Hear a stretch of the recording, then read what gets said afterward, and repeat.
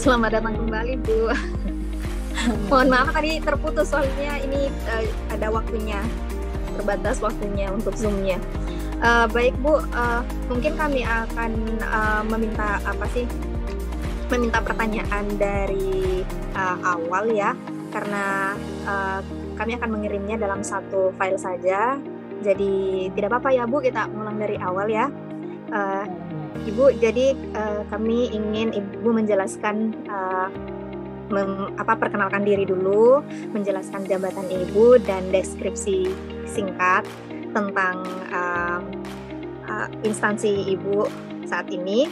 Seperti itu, Bu. Mungkin seperti itu dulu yang kami tanyakan. Silakan, Bu. Ya, baik. Perkenalkan, nama saya Waode Sela Cawepan, biasa dipanggil Sela. Saya dari KPP Pratama Bau-Bau, salah satu pegawai di KPP Pratama Bau-Bau. KPP atau singkatannya Kantor Pelayanan Pajak, ini adalah unit vertikal dari Direktorat Jenderal Pajak.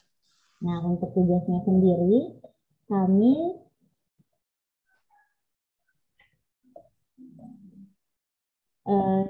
di KPP itu melayani masyarakat untuk membantu masyarakat melaksanakan kewajiban perpajakannya.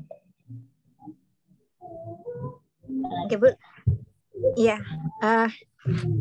Saya ulangi kembali karena kami ada tugas untuk studi lapangan terkait dengan kode core values ASN yang berakhlak. Mungkin baru diterapkan tahun ini. Mungkin saya sedikit jelaskan tentang berakhlak itu. Kalau ini merupakan akronim ya, Bu, dari berorientasi pelayanan. Yang A, akuntabel, kompeten, ada harmonis. Maaf.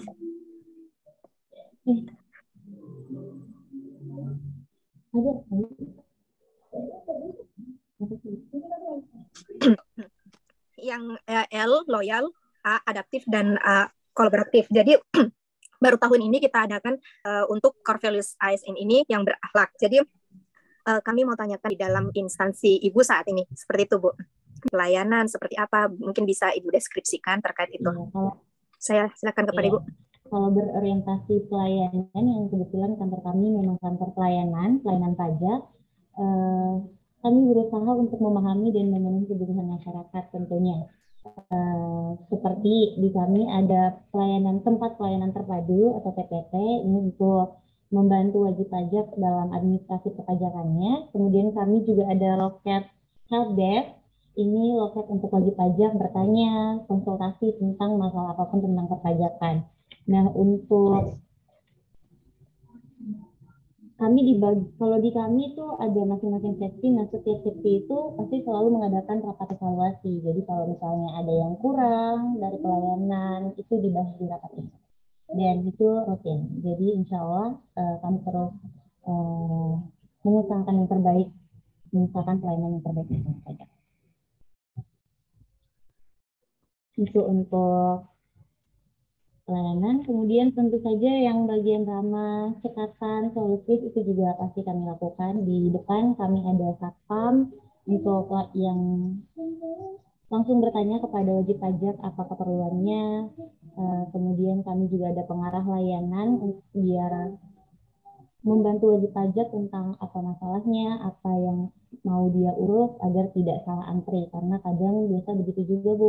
Kami sudah buka pelayanan, tapi karena wajib pajaknya kurang paham apa yang ingin dia urus, jadi kadang salah antri, sudah antri lama-lama di tempat yang satu, itu ternyata bukan di situ. Jadi kan kami tidak mungkin memutus. Jadi itu untuk mengatasi itu kami menyediakan pengarah layanan lagi untuk menanyakan apa yang ingin diurus oleh wajib pajak ini biar tidak salah.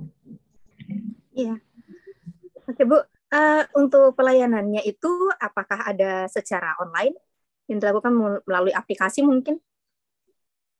Apa hanya dilakukan melalui offline? Ya, sejak corona kemarin sudah banyak yang mulai beralih, yang dulunya sudah ada online dan offline masih bisa, tapi sejak corona mulai ada beberapa urusan, beberapa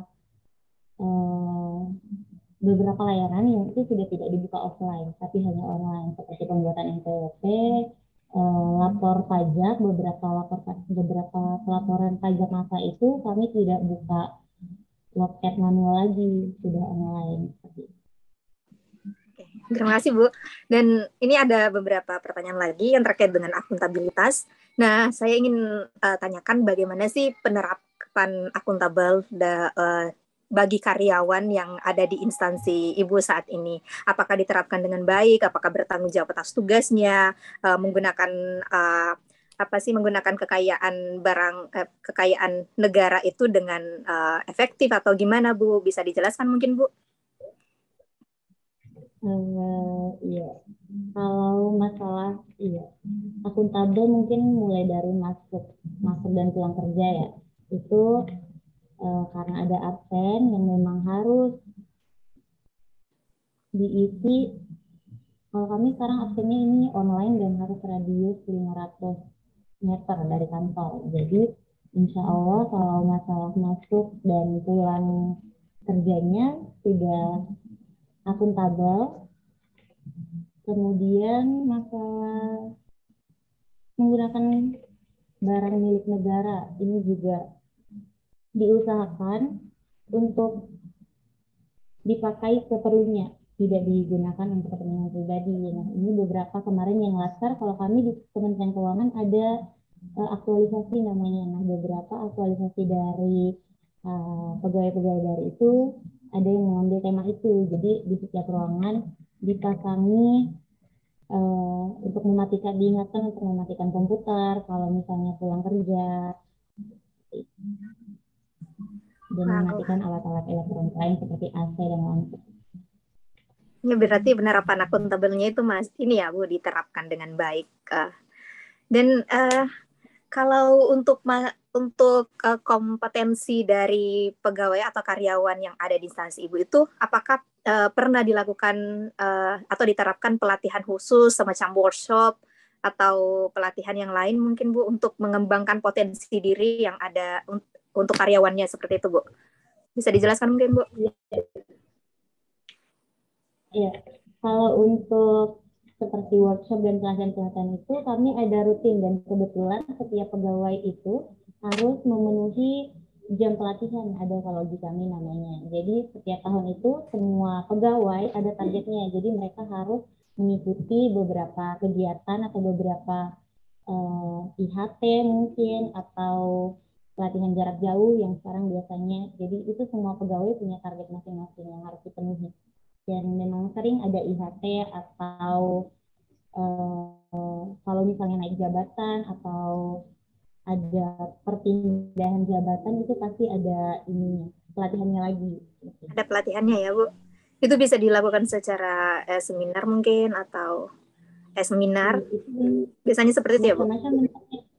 Ya, macam-macam. Ada yang online, ada yang dipanggil langsung, mungkin ke pusat pelatihannya, ada yang Zoom mungkin, macam-macam bentuk pelatihannya. Dan itu tiap bulan, tiap tahun ada. Dan saya kebetulan yang membuat SP surat tugas kalau misalnya ada yang seperti itu setiap minggu bahkan pasti ada.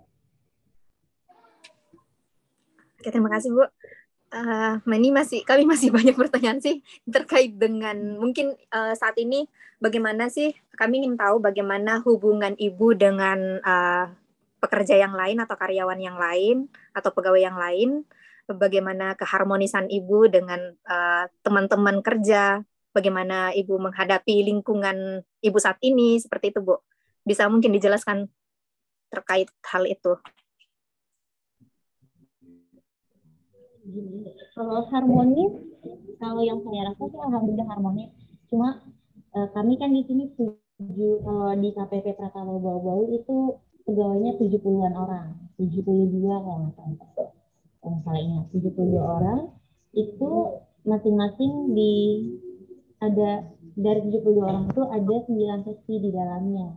Nah, kalau yang saya rasakan kalau di seksi saya sendiri itu kalau saya bilang sangat harmonis, kami bisa saling bagi tugas, saling mengerti juga. Kalau misalnya ada yang mungkin ada yang lagi berhalangan, itu bisa langsung kami gantikan posisinya dan cuma sedikit cerita kalau saya di awal masuk 2 tahun lalu 2 tahun lalu itu saya waktu masuk di sini kebetulan sendiri Iya. pegawai yang masuk. Yang TMT 2019-12 di sini tuh hanya saya sendiri. Nah itu awal-awal saya rasanya kok ini kayak berkubu-kubu kayak gitu.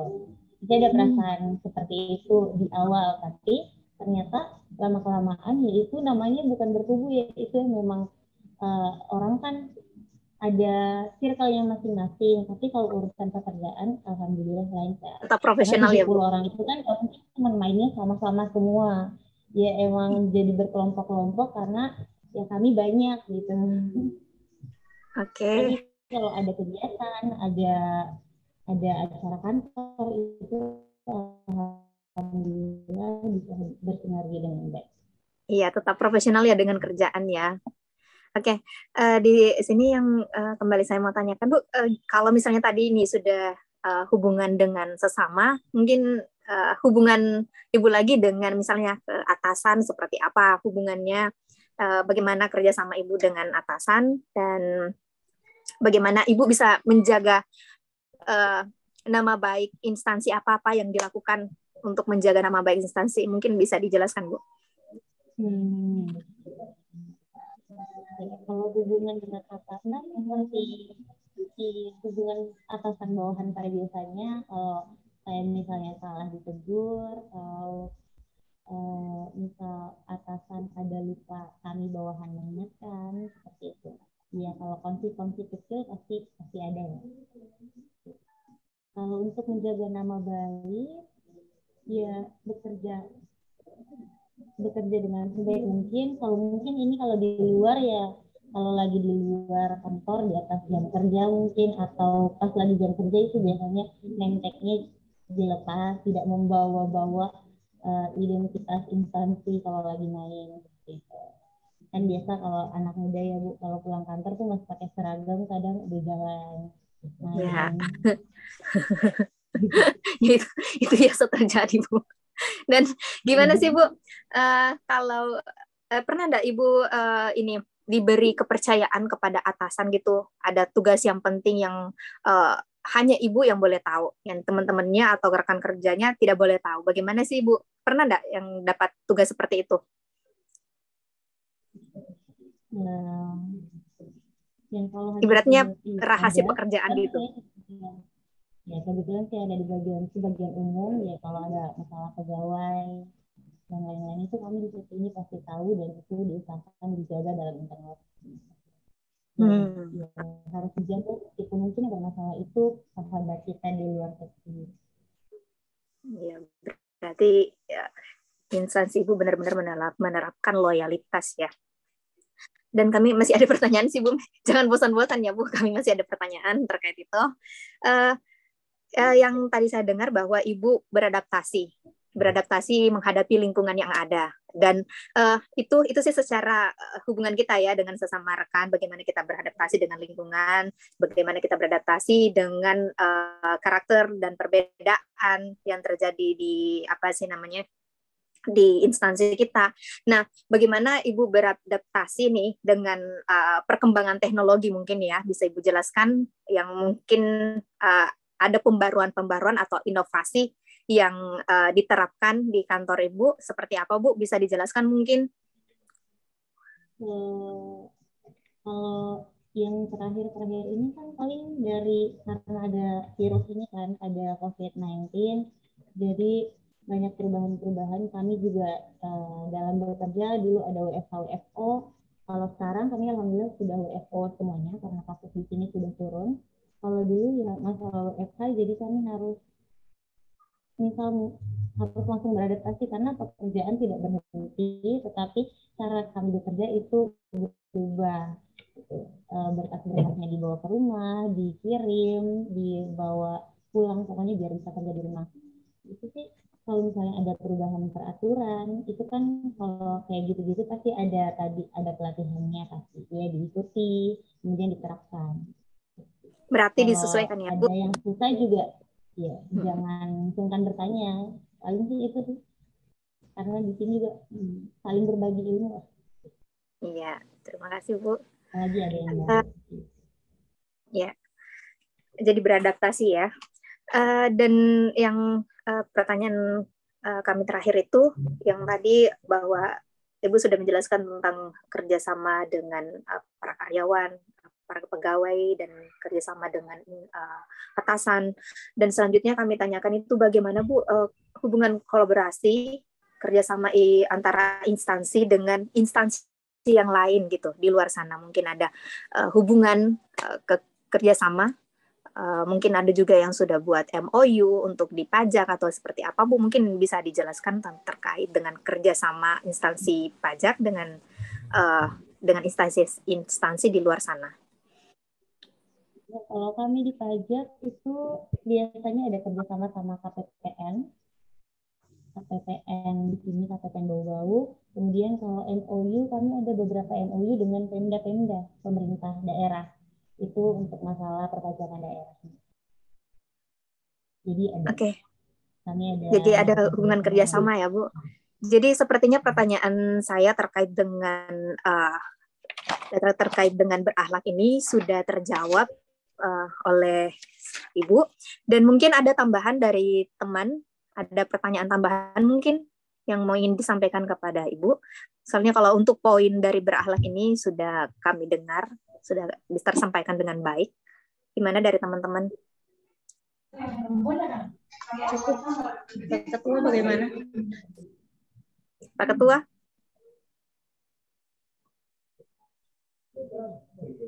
Cukup kali. Jadi pada intinya, ya cukup ya.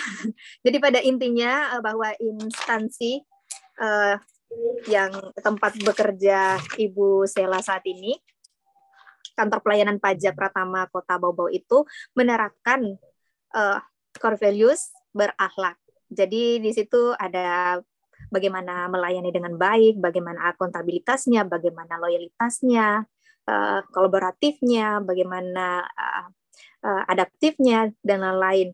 Jadi terima kasih ya Bu atas waktu Ibu untuk hari ini, dan jangan bosan-bosan kepada kami, siapa tahu nanti ada tugas tambahan lagi. Jadi ya terima kasih, dan mohon maaf sudah menyita waktunya, dan terima kasih juga kepada teman-teman semua. Mudah-mudahan apa yang kami tanyakan atau sampaikan dan apa Ibu sampaikan kepada kami bermanfaat untuk kita dan semuanya. Dan